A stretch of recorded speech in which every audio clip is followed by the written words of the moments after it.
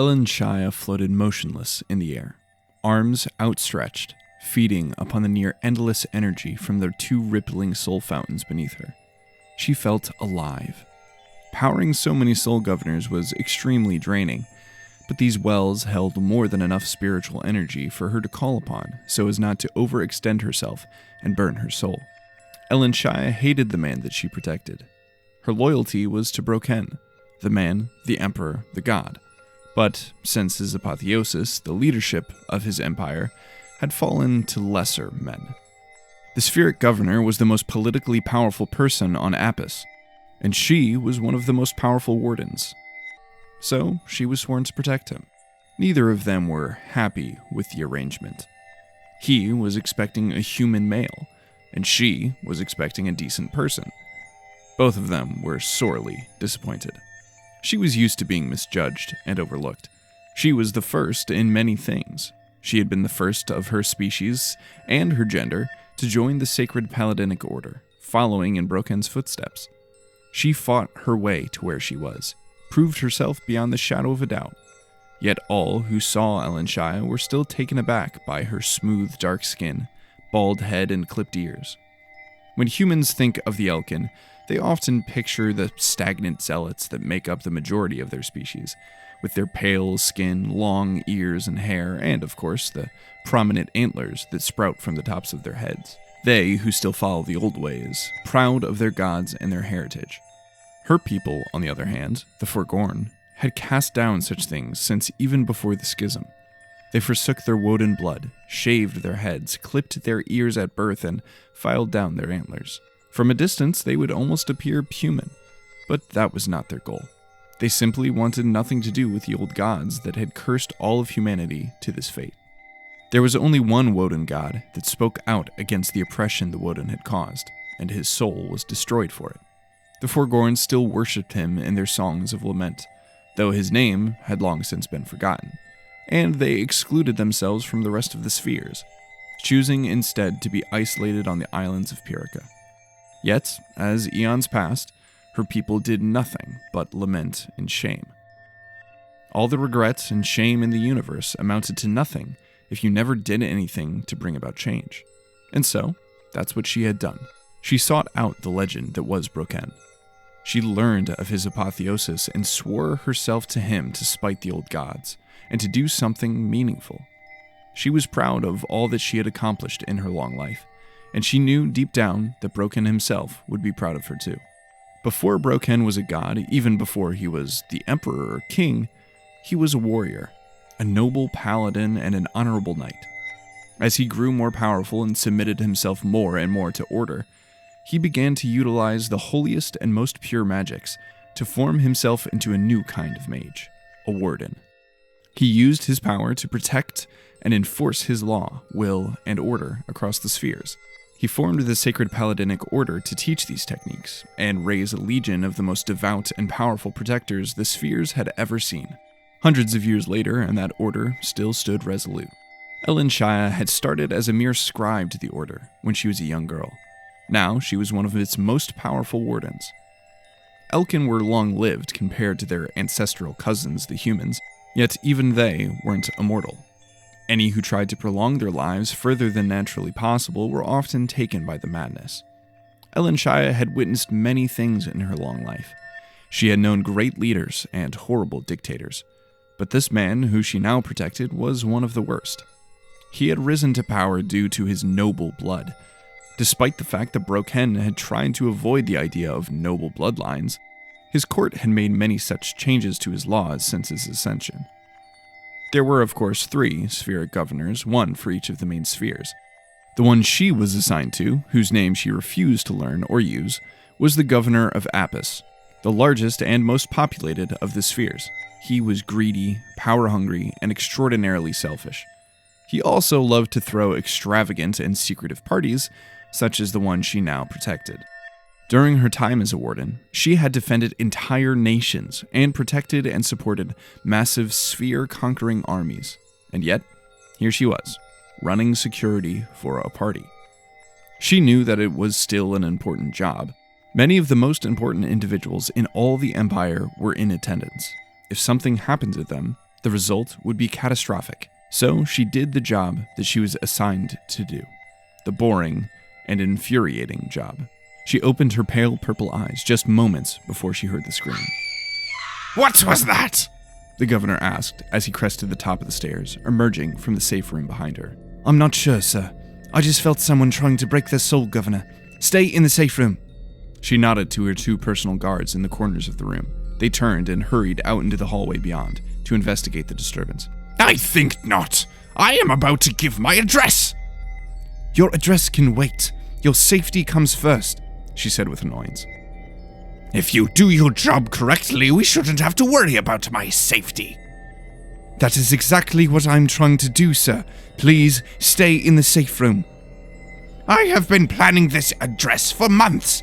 I will not let your incompetence get in my way. He started to walk out the door, and it took every fiber of her being not to throw up a ward barrier for him to run into. She cursed the Woden under her breath, and then mentally prompted one of her guards to return and escort the governor to his balcony. Powering the Soul Governors demanded her undivided attention, and the thought of someone trying to break free from one disturbed her. They would not succeed, of course, but that did little to ease her mind. Martonis sprinted after the trail left for him by Reaper, corridor after corridor, hallway after hallway. The back rooms of this mansion were truly expansive. He could sense the 2 nobles he had encountered earlier trailing behind him. He hoped that they would not get in his way. They had already distracted him long enough. He rounded one last corner, coming into view of the cause of the disturbance. The hallway was covered in blood. The bodies of 3 men were slumped against the 2 walls, showing a path of destruction that had been carved. At the end of the hall, Martonis saw him, an average-sized man wearing a house guard's uniform, most likely taken off the body of his first victim. He was holding up a maid by her throat, several feet off the ground, a massive sword made of blood protruding from his other hand and through her abdomen. The assassin's eyes met Martonis' own while they stood motionless. The last drop of the woman's blood flowed down his glistening blade and began crawling up his arm. Reaper manifested next to Martonis in his mind. Can you take him? Martonis asked. I am unable to fully manifest in the mortal world due to your jewelry. Can you still empower me? With pleasure. With that, Reaper moved towards Martonis in a flash, passing through his flesh and changing its shape to match his form. Just then, Dalen and Lord Henley rounded the corner, forcing Martonis to break eye contact with the assailant. Run! He shouted back towards them, as the assassin threw the woman's corpse like a rag doll against the nearby wall and began sprinting towards them. Just then, a man stepped out from a door with his sword drawn, wearing the armor of a sacred paladin. This was presumably one of the House Lord's personal guards, or that of his warden. The paladin turned towards the assassin, who had not slowed in the slightest, and began to charge him. Martonis turned towards the 2 nobles. Ballroom, now! Yes, indeed, Lord Henley said, pushing Dalen out of his stupor. Come along now. Martonis returned his focus to the battle at hand, just as the assassin dodged the paladin's swing and lodged his blood blade between the man's armor and straight into his neck. He watched in horror as blood rushed like a river from the paladin's body and down the blade, covering over the assassin's body, wrapping around his torso and head, forming a blood-red suit of armor. Martonis steeled himself as the blade was dislodged from the man's neck, and this hulking blood-red monster came hurtling towards him. His heart lurched, and his breath quickened in anticipation. You ready for this? He asked frantically. Always, Reaper screamed, and Martonis took a step towards his death. Dalen's heart felt as though it would beat out of his chest as he followed Lord Henley, hastily retracing their steps back to the main ballroom. The first victim was traumatizing enough, but seeing that, all the blood and viscera, it was like a scene out of a travel song's terror ballad. His mind had a very difficult time reconciling what he saw with his own fragile view of reality. Door after door, hall after hall, corridor after corridor. It all blended together in Dalen's mind.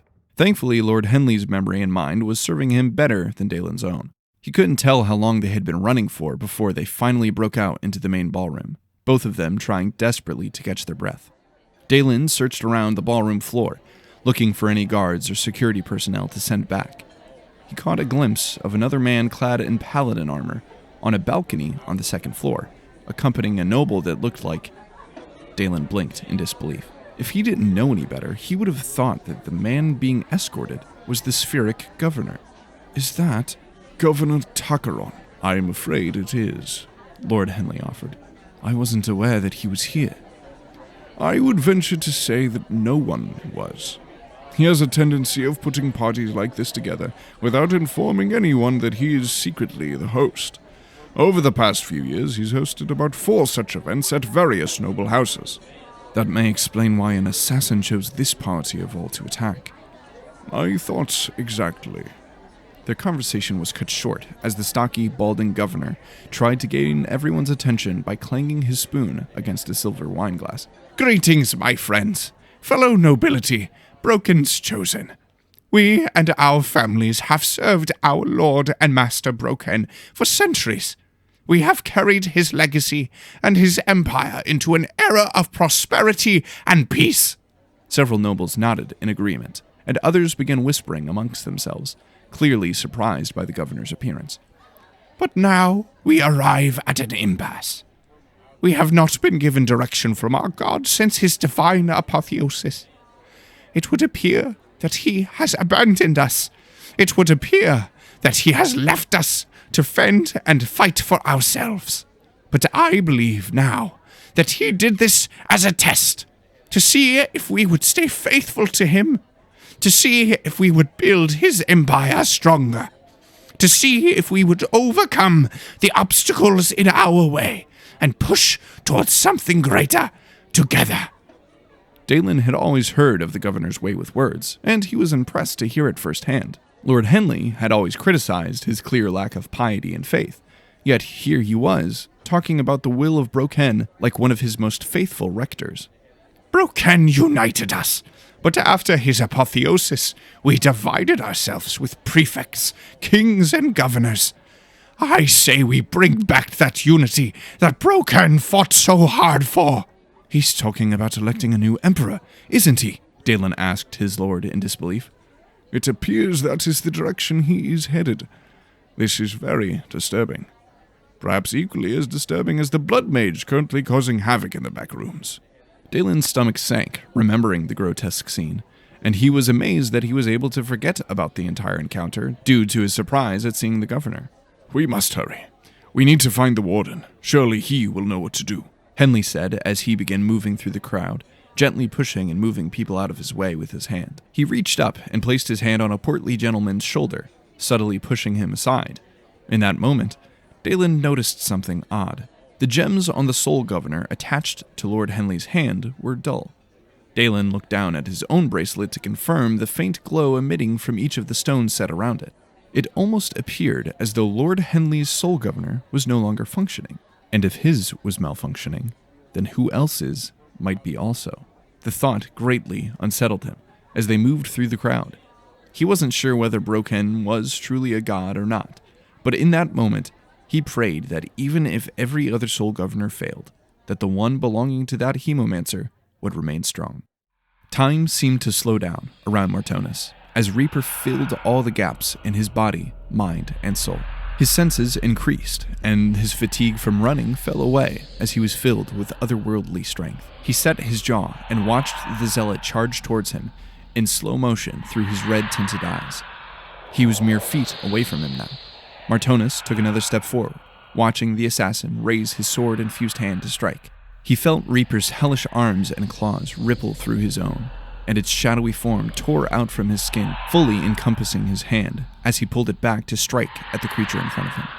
In an instant, time sped up, and Martonis narrowly dodged the zealot's first strike and rammed his palm into the man's armor-covered face. He dug his fingers into the bloody helmet and lifted the man up from only his face, proceeding to slam him down into the ground, shattering the faceplate made from the solidified blood. The man looked up at him through his fingers with a mixed expression of shock, horror, and then most oddly, respect. The man was younger than Martonis had expected, probably only in his mid-20s. If he hadn't just witnessed him murder 5 people, he would have almost thought he saw innocence in the young man's eyes. He hesitated, and that hesitation was all the zealot needed to cause hundreds of razor-sharp needles of blood to forcibly protrude from his bloody armor, piercing Martonis' body. Martonis and Reaper both screamed in unison as they were impaled by innumerable spikes and thrown violently off the prone blood mage. The zealot tried to absorb the blood that remained on his spiked armor, but the action caused him to cry out in pain as well. Both Martonis and the assassin writhed on the ground for a few moments, battling the pain that had overcome them both. The zealot recovered faster, however, and he jumped to his feet and darted past Martonis as his mind began to fade out of consciousness. Reaper continued to scream in his mind as the numerous wounds covering his body tried to pull themselves closed. After several excruciating moments, the pain subsided, and Martonis regained control of his mind, relieving Reaper of the pain. When Reaper entered Martonis' body, they shared a soul and mind. Reaper is much more durable, both mentally and physically, however, so if they sustained too much damage, Martonis' mind would usually break down first, leaving Reaper to bear the full weight of the damage. Martonis always felt bad when that occurred, but in the wake of such occurrences, Reaper rarely cared. He was used to enduring much worse pain in the Vale. Compared to the suffering that awaited him beyond, this was nothing. Martonis watched as the shadows and smoke poured out from him and formed a clearly wounded Reaper in the shadows of a door nearby. He pushed himself to his feet and began to painfully walk forward, following the trail of blood that the assassin left behind. Keeper, are you all right? I'll survive. You? I don't believe I am alive to begin with. Fair point, he said with a half-smile. He stumbled onward for a moment. We need to notify the Ministry. I know it hurts for you to travel long distances away from me in the Vale, but they need to know what's happening. I am unable to manifest without you. Perhaps you can notify another Keeper's Reaper? Perhaps. I will return when you call, Keeper. Thank you, my friend. With that, Martonis felt Reaper's presence fully abandon him as he slipped back into the Vale. Time passed differently in the Vale, and though returning there fully would be agonizingly painful for Reaper, he would be able to travel much faster there.